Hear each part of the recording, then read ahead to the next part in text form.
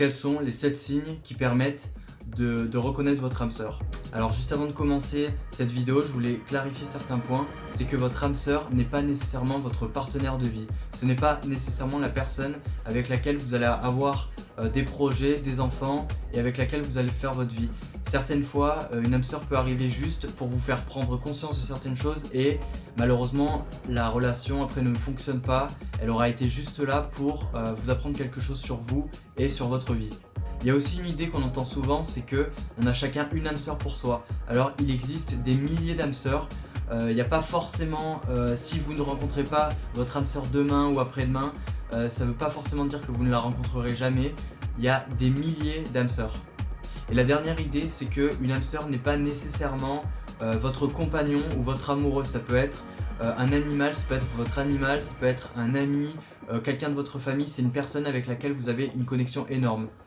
Maintenant, pour la suite de cette vidéo, dans les 7 points, on va parler bien entendu de l'âme sœur comme on l'entend, c'est-à-dire de l'âme sœur de l'amour que vous pouvez rencontrer.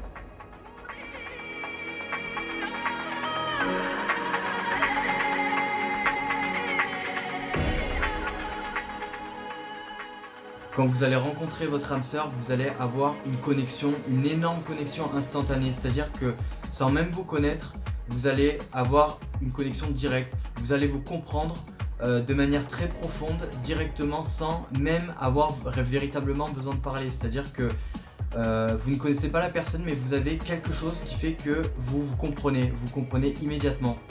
Vous allez trouver un air familier chez cette personne, quand vous allez voir cette personne, entendre sa voix, voir son comportement, il y a quelque chose qui va vous perturber parce que vous allez vous dire mais c'est pas possible, je connais cette personne.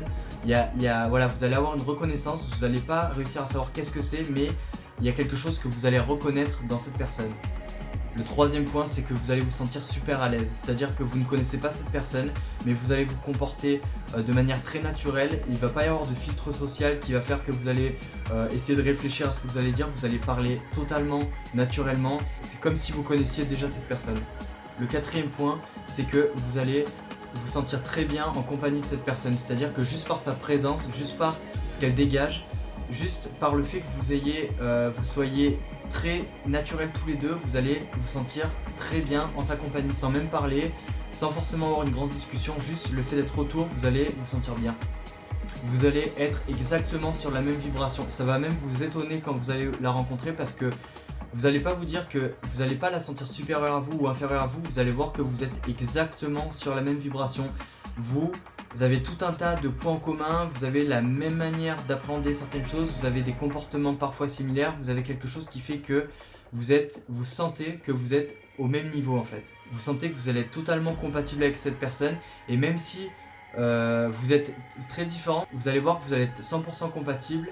Et les défauts qu'elle va avoir, vous allez avoir les qualités parfaites pour ses défauts et elle va avoir ses qualités parfaites pour vos défauts. En fait, vous êtes totalement imbriqués comme le yin et le yang.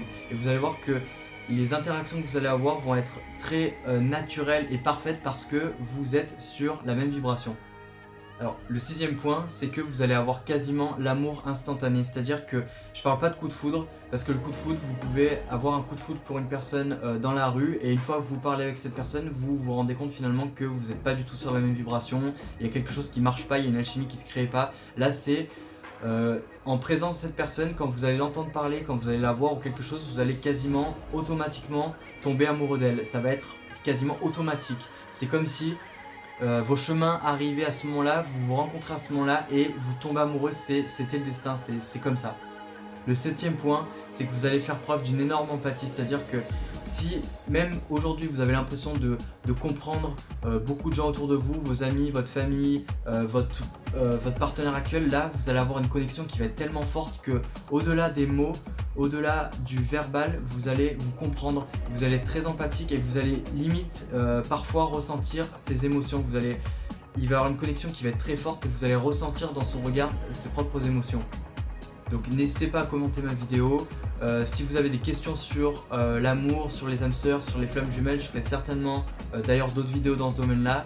Et n'hésitez pas non plus à vous abonner à ma chaîne ou à me liker ma vidéo. Étant donné que je commence, à chaque fois ça me fait vraiment très plaisir. Et ça me permet de tout simplement de voir que des gens s'intéressent à ce que je fais et de partager davantage.